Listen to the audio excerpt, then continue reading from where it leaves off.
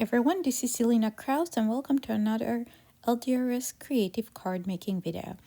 For today's card, I'm using a kit that's available on HSN. It's called Birds of a Feather.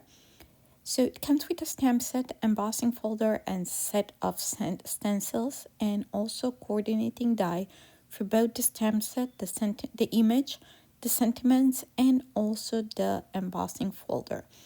So I will not be using the embossing folder.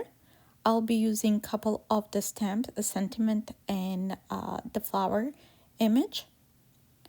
And I will be stamping it in my stamp positioning tool. I'm using gold ink, gold metallic ink, and then I will emboss with clear embossing powder.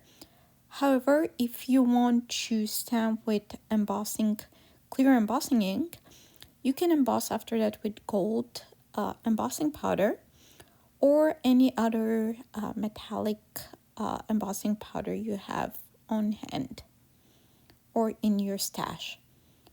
So I will stamp it twice. Actually, I'm stamping it 3 times, but I will repeat on 2 pieces of paper because we will be using 2 of the flower images. So now that I have stamped both the sentiment and the image, I'm using the clear embossing powder to cover it, and then I will just heat set it.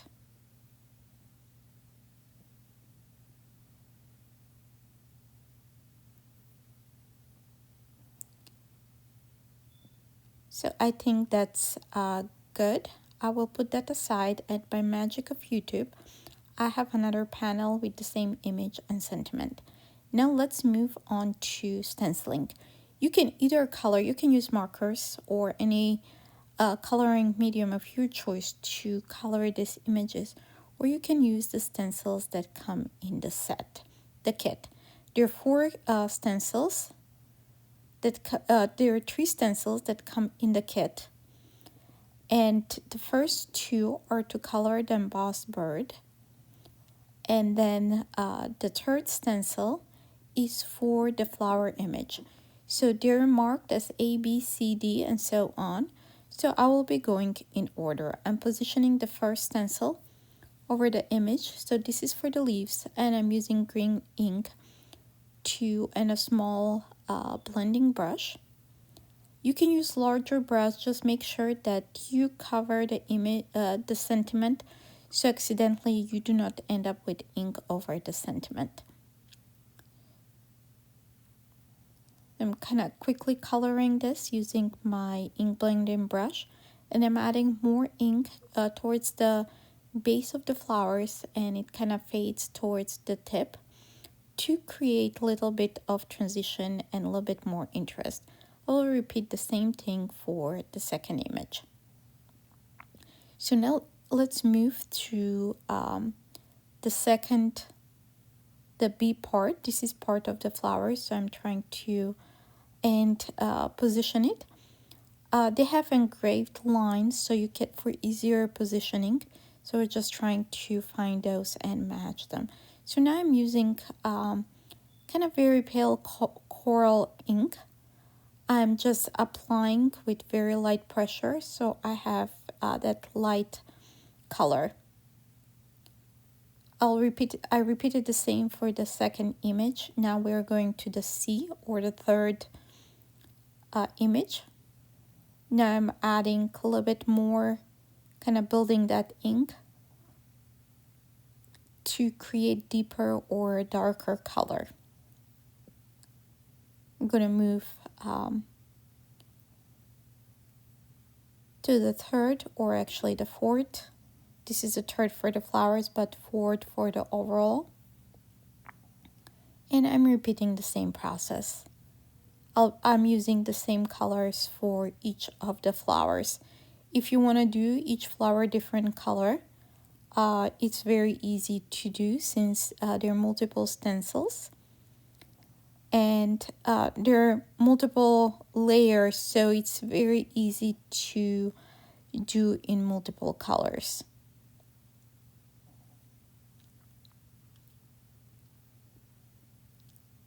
So we're repeating that one. And then there's one more for the petals. And then I will apply lighter pressure for this layer.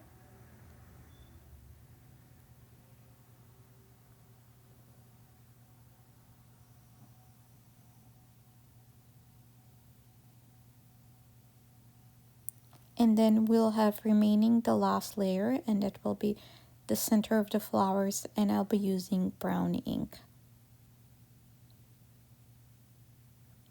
I think the brown gives a little bit more contrast instead of yellow or orange. It kind of looks nice with the gold ink. Okay, next what we'll do, we'll die cut the images and the sentiments.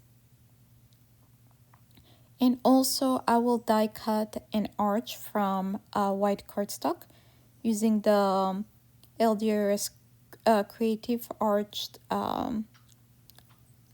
dies. So by magic of YouTube, I have everything die cut here, and there's my arch panel. This is the second to the largest. So I'm positioning the images. They're going over the panel, and I won't trim those ends. I will just leave it like that to hang out of the panel, and I will use dimensional form circles or dimensional circles to add those. You can use any foam adhesive you have handy. If you have a roll of tape, foam tape, you can use that. Just cut it to size, and that may be even easier to do it that way. So I did that for the sentiment, and also to adhere that arch to my A2 panel. I did cut A2 panel from craft cardstock. So A2 is 4 1/4 by 5 1/2. And A2 card is basically you can use 4 1/4 by 8 1/2 piece of cardstock. Actually 4 1/4 by 11, and then scoring at 5 1/2, or 5 1/2 by 8 1/2, and score it at 4 1/4. So next for the sentiment, I added some foam tape on the back, just on the left side, where it's not like adhere directly to the arch panel. Now I'm adding foam tape on back of that panel, and I will add it to the craft A2 panel.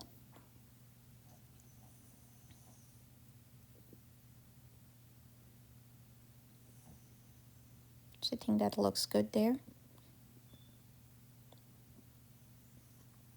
So now what we have left is to add some adhesive on the back and add it to our card base. I have a white card base because I could have done craft, but I like being able to write on white